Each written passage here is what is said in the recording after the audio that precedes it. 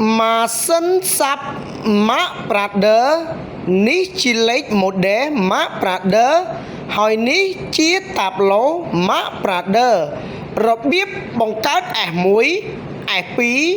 S3 S4 ចុចលើប៊ូតុង Select និងប៊ូតុង Test ប៊ូតុងពីរនឹងក្នុងពេលតែមួយឲ្យជាប់រួចបើកកុងតាក់ម៉ាស៊ីនរងចាំឲ្យចេញលេខប្រូក្រាមបែបហ្នឹងដកដៃចេញរួចចុចព្រួញខាងលើកំណត់យកលេខ406គឺជាកន្លែងបង្កើត S1 S2 S3 S4 អញ្ចឹងនៅពេលដែលយើងរាវរកលេខ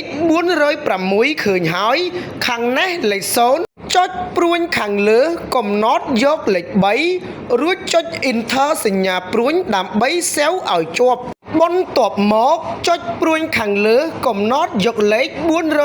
407ហើយខាងនេះលេខ1គឺជាកន្លែងកំណត់តាំងលេខក្បាលថ្នេរប្រភេទណាដែលយើងចង់បានអញ្ចឹង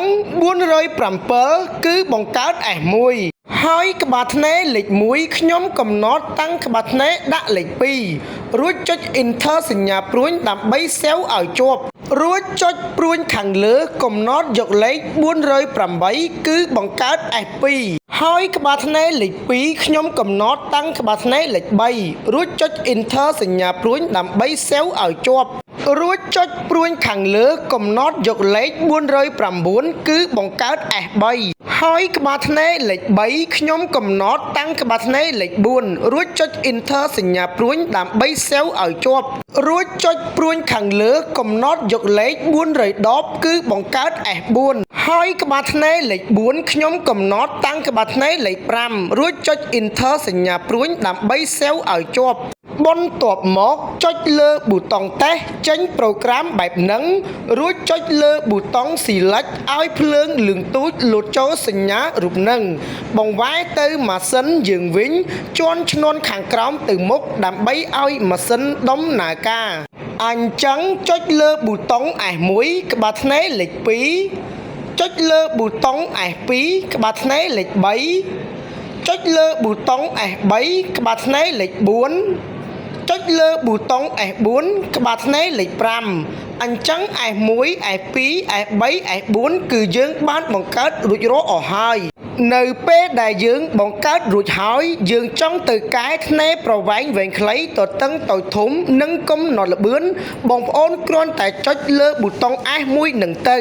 អញ្ចឹងខ្ញុំនឹងចុចលើប៊ូតុង S1 កែថ្នេរប្រវែងវែងខ្លីទទឹងតូចធំកំណត់ល្បឿនឲ្យបងប្អូនមើលទាំងអស់គ្នាអញ្ចឹងចុចលើប៊ូតុង Select ឲ្យភ្លើងលឿងទូចលុចចូលអក្សរ X គឺកំណត់ថ្នេរប្រវែងវែងខ្លីបងប្អូនចុចព្រួយខាងលើឬខាងក្រោមកំណត់ថ្នេរប្រវែងវែងខ្លីប៉ុណ្ណាដែលបងប្អូនចង់បានបងប្អូនចុចកំណត់យកប៉ុណ្្នឹងទៅរួចចុចលើប៊ូតុង Select ឲ្យភ្លើងលឿងទូចលុចចូលអក្សរ Y គឺកំណត់ថ្នេរទទឹងតូចធំបងប្អូនចុចព្រួយខាងលើឬខាងក្រោមកំណត់ថ្នេរទទឹងតូចធំប៉ុណ្ណាដែលបងប្អូនចង់បានបងប្អូនចុចកំណត់យកប៉ុណ្្នឹងទៅរួចចុចលើប៊ូតុង Select ឲ្យភ្លើងលឿងទូចលុចចូលអក្សរ Speed គឺកំណត់ល្បឿនបងប្អូនចុចព្រួយខាងលើឬខាងក្រោមកំណត់ល្បឿនយឺតឬក៏លឿនប៉ុណ្ណាដែលបងប្អូនចង់បានបងប្អូនចុចកំណត់យកល្បឿនប៉ុណ្្នឹងទៅរួចចុចលើប៊ូតុង Select ឲ្យភ្លើងលឿងទូចលុចចូលសញ្ញារូបនឹងរួចជន់ឈ្នាន់ខាងក្រោមទៅមុខដើម្បីឲ្យម៉ាស៊ីនដំណើរការអញ្ចឹង S1 គឺខ្ញុំបានកែថ្នេរប្រវែងវែងខ្លីទទឹងតូចធំកំណត់ល្បឿនរួចរាល់អស់ហើយអញ្ចឹង S2 S3 S4 បងប្អូនកែតាមនឹងទៅនេះហើយគឺជារបៀបបង្កើត S1 S2 S3 S4 សូមអរគុណ